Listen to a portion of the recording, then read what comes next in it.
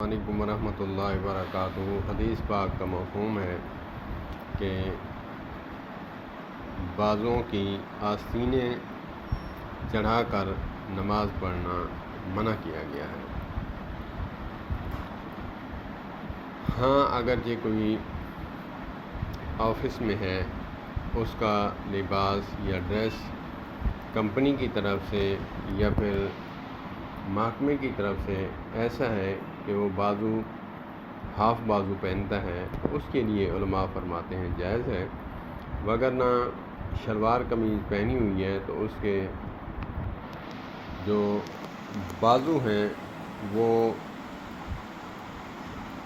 کوہنیوں سے اوپر نہیں ہونے چاہیے، کوہنیاں ڈھانپی ہونی چاہیے۔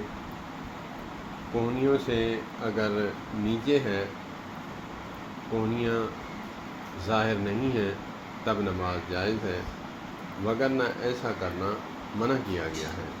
اللہ پاک ہمیں عمل کی توفیق عطا فرمائے۔ ہمیں لباس وہ پہننا چاہیے جو شریعت نے حکم دیا ہے، یا پھر علماء فرماتے ہیں کہ ایسا لباس پہننا چاہیے جس سے سطر جو ہے چھپی ہو اور ٹائٹ لباس بھی نہ ہو، لوز لباس ہو۔ اللہ پاک عمل کی توفیق عطا فرمائے۔ السلام علیکم ورحمۃ اللہ۔